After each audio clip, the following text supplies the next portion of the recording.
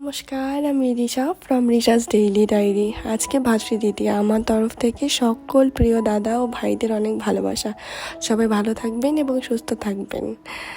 আমি আজকে সকালে উঠে আমার বিছানাপাতি গুছিয়ে এক ডালি সবজি নিয়ে বসলাম, বিকজ আমাকে আমার ভাইয়ের জন্য আজকে স্পেশাল কিছু করতে হবে। আর এই যে সবজিগুলো দেখলেন না, এগুলো সব আমি এক চুটকিতেই কেটে ফেলেছি, যেটা কিনা ভিডিওতে অরিজিনাল মনে হবে, সামনে এটা অনেক কষ্ট লাগে ভাই। তো আমি সবজি কাটার পরে ফ্রেশ হয়ে আগে রাধা মাধবের জন্য সেবা ব্যবস্থা করলাম, ওনাকে আগে সেবা দিলাম। ওনাকে সেবা দেওয়ার পরে মা আর আমি আজকের জন্য যে ব্রেকফাস্ট করব, আমরা ভেবেছিলাম যে সকালে ব্রেকফাস্টটা হালকার মধ্যেই করব। তো লুচি করলাম, লুচিটা মাই করেছিল, লুচি আর আমি ঘুগনি করেছিলাম। আর বাকি যা যা খাওয়ার ওর জন্য আমি অ্যারেঞ্জ করেছিলাম, ওর পছন্দের পেস্ট্রি, পিৎজা, সব আমি কালকে মিওমোর থেকে নিয়ে এসেছি রেডিমেড। আর মিষ্টিটাও এনেছিলাম, যেগুলো ও খেতে পছন্দ করে, সন্দেশ এগুলোই। ওগুলো সব অ্যারেঞ্জ করে আলাদা করে রেখে আমি যে আশীর্বাদের থালাটা দিয়ে ওকে আশীর্বাদ দেবো, সেই থালাটা অ্যারেঞ্জ করলাম।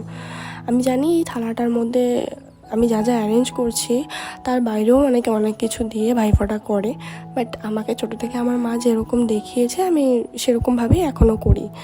তো ভাইফোঁটা দেওয়ার সময় এই ভাইফোঁটা দেওয়ার ক্লিপটা আমার মা নিয়ে দিয়েছিল, তো থ্যাংক ইউ মা।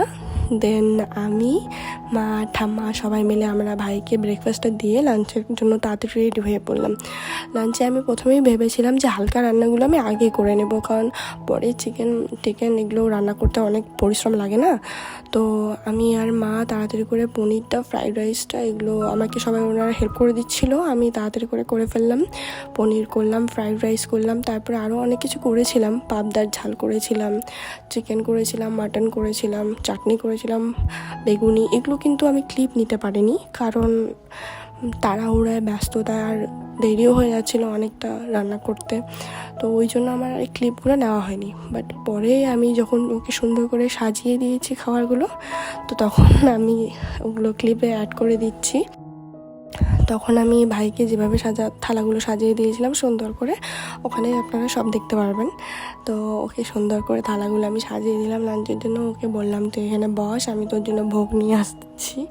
তো ভোগগুলো এক এক করে ওকে আমি রেডি করে দিলাম। প্রথমে ভাত দিলাম, তারপরে সবজি দিলাম, তারপরে জল দিলাম, তারপরে বললাম মহারাজ তুই এবার খা পেট শান্তি করে। তো আমি তো আমার ভাইয়ের জন্য যতটুকু পেরেছি করেছি। আমি জানি পৃথিবীর সকল দিদি, সকল বোন নিজের দাদা বা ভাইকে এভাবেই ভালোবাসে, আর এভাবেই ওনার খুশির জন্য সব কিছু করতে চেষ্টা করে। তো আমিও সেরকমই। আপনারা সবাই আমার ভাইকে আশীর্বাদ করবেন যেন ও ভালো থাকে। আর আমার ব্লগটাও আজকে এখানেই শেষ করছি। আপনারাও সবাই ভালো থাকবেন, আর আমার ভিডিওটা ভালো লাগলে একটা লাইক, একটা কমেন্ট, একটা শেয়ার করবেন, আর অবশ্যই সাবস্ক্রাইব করতে কিন্তু ভুলবেন না। ঠিক আছে, টাটা, বাই বাই।